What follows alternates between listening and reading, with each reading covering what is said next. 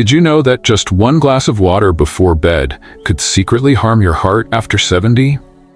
Don't worry, we're not telling you to ditch water entirely. Just don't turn your bed into a swimming pool. Every night, millions of Americans over 50 are unknowingly wrecking their health with simple habits they've probably done for years.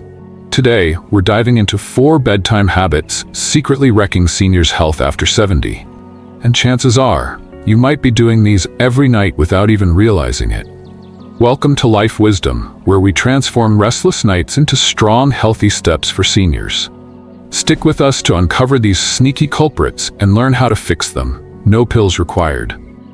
Before we jump in, let us know in the comments where you're watching from. Florida, Ohio, or somewhere else entirely. Let's get started. Once you hit 70, your body doesn't play by the same rules anymore. Those bedtime habits that felt harmless in your 40s? They could now be setting you up for strokes, late-night falls, or even memory trouble. Picture this: John, a 72-year-old retiree, tucked himself into bed one night, just like always. No warning signs, no big health issues, just a regular evening. But the next morning, his family found him still in bed, only he wasn't breathing anymore. It's a tough story, but it's a wake-up call.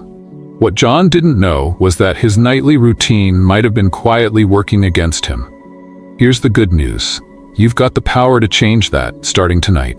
At 70 and beyond, sleep isn't just about resting. It's about keeping your heart pumping, your brain sharp, and your independence intact. After all, we seniors aren't just getting older. We're getting wiser, right? So why risk it with habits that could steal those precious years away? Stick around as we uncover what's going wrong and how to fix it. Quick question before we dive deeper. Do you ever wake up feeling more tired than when you went to bed? Let us know in the comments. It might be a clue. Let's kick things off with a habit so many of us swear by: chugging a big glass of water before bed. It sounds healthy, doesn't it? Keeps you hydrated, flushes out toxins, all that good stuff. But here's the catch. After 70, your bladder starts working overtime like it's auditioning for a night shift job. Drinking too much before sleep might seem innocent, but it's secretly setting you up for some serious trouble. First off, there's the midnight bathroom dash. You wake up groggy at 3 a.m., stumble out of bed, and suddenly you're swaying like you've had one too many. That's not just clumsy, it's dangerous. Falls are a top cause of broken hips and even death for folks over 70, and all it takes is one rush trip to the bathroom to change everything. Then there's your sleep, or what's left of it. Every time you get up, you're interrupting that deep, restorative rest your brain and body crave. Over time, that messes with your memory, weakens your immune system, and leaves you dragging through the day. Take Mary, for example. She's 75, lives alone, and used to down a full glass of water every night before bed. One night, half asleep, she tripped on her way to the bathroom and ended up with a fractured ankle. Now she's stuck with a walker, all because of a habit she thought was helping her. Scary, right? But don't toss out your water bottle just yet. We've got solutions that'll keep you safe and sleeping soundly. Start by shifting your hydration game. Drink plenty in the morning and afternoon, then taper off after 7 p.m. If you're thirsty at night, take a few small sips, not a big gulp that sends your bladder into overdrive. Watch out for sneaky water sources too. That bowl of soup or slice of watermelon at dinner? They're liquids in disguise, pushing you toward more midnight wake-ups. Stick with this plan, and you'll cut those risky bathroom trips down to zero. So tell us, how much water do you drink before bed? Drop it in the comments, because we're betting you've got a story about those late-night stumbles too.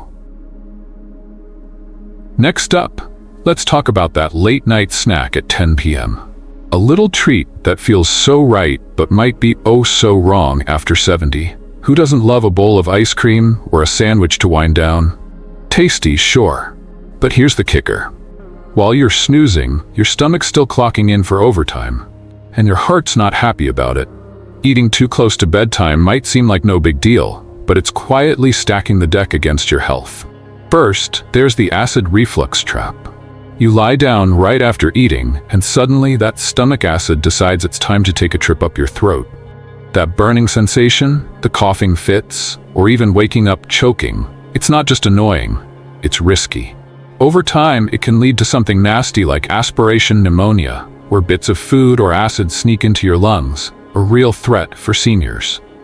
Then there's your heart, working harder than it should. When your digestive system's grinding away, your ticker doesn't get the nighttime break it needs, raising your blood pressure and stress levels. Studies back this up. Folks over 70 who eat late regularly have a 40% higher chance of metabolic disorders tied to heart disease. Take Bill, for instance.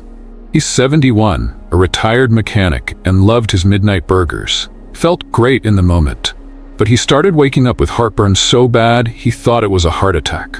Turns out his late-night habit was wearing him down, one bite at a time. Ready for the fix? Finish your dinner at least 3 hours before bed, say by 7 p.m. if you're hitting the hay at 10. Still hungry later? Swap that greasy burger for something light, a handful of almonds, a slice of apple, or a warm cup of herbal tea. Steer clear of spicy or fried stuff. Those are like throwing fuel on a fire for your blood pressure. It's a small shift, but it could save you from a rough night or worse. So, what's your go-to late-night snack? Spill it in the comments. We're curious if you've got a burger story like Bill's. Now, let's turn up the heat, or rather turn it down, because sleeping in a toasty room might be cooking up more trouble than comfort after 70. Who doesn't love a warm bed to snuggle into? It's cozy, it's familiar, but here's the twist.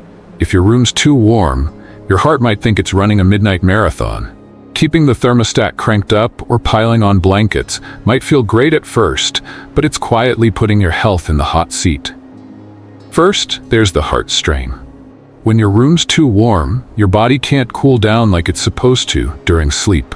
Your ticker has to pump harder to keep things under control, spiking your blood pressure and raising the odds of a stroke or heart attack. Not exactly a relaxing night. Then there's the silent dehydration. You might not wake up thirsty, but a hot room sucks moisture out of you, thickening your blood and making clots more likely. A sneaky risk seniors don't often see coming. And don't get me started on your sleep quality. Anything over 70 degrees Fahrenheit, that's about 21 Celsius, blocks that deep REM sleep your brain needs to stay sharp. Studies say seniors in warm rooms wake up more and feel groggy all day. Take Tom, a 73-year-old grandpa from Texas. He kept his bedroom at a balmy 78 degrees, thinking it'd help him doze off. Instead, he woke up sweaty, restless, and foggy-headed every morning, wondering why he felt older than his years. Sound familiar? Here's how to cool things down without turning into an icicle. Aim for a bedroom temperature between 60 and 67 degrees, 15 to 19 Celsius. It's the sweet spot for sleep. Too drastic? Start slow. Drop it a degree or two each night till you hit the zone. Swap those heavy blankets for breathable cotton ones, and crack a window for some fresh air. Your lungs will thank you too. It's a game changer that'll ease your heart, sharpen your mind, and leave you refreshed. So, how warm's your bedroom right now? Are you brave enough to try a cooler night? Let us know in the comments. We want to hear your thermostat tales. Last but definitely not least, let's talk about how you're sleeping. Not just when, but the actual position you're in. Are you a back sleeper, a stomach sprawler, or a side snuggler? Your favorite pose might feel like second nature, but after 70, it could be playing a sneaky trick on your health. Here's the deal. The wrong sleeping position isn't just about waking up stiff. It might be stressing your heart or even cutting off your air supply. Let's start with lying flat on your back. It's a fan favorite, but it's also a risky one. Gravity pulls your tongue and throat tissues down, partly blocking your airway. That can lead to snoring or worse, sleep apnea, where you stop breathing for seconds at a time. Your brain and heart miss out on oxygen, and that extra strain spikes your blood pressure, upping the odds of a stroke or heart trouble. Sleeping on your right side? It's better, but it can still put pressure on your heart, especially if you've got any ticker issues. And stomach sleeping? It might help with snoring, but it twists your neck and spine into knots. Not great for those achy joints. Take Linda, a 71-year-old retired teacher. She loved sleeping on her back, thinking it was the comfiest way to drift off. But her husband noticed she'd stopped breathing for a few seconds at night, gasping awake in a panic. A doctor's visit confirmed it. Her back-sleeping habit was fueling undiagnosed sleep apnea, putting her heart at serious risk. Ready to flip the script? The gold standard for seniors is sleeping on your left side. It lets your heart pump easier, keeps stomach acid where it belongs to avoid reflux, and opens your airways to cut down on snoring or apnea. Do you have back pain?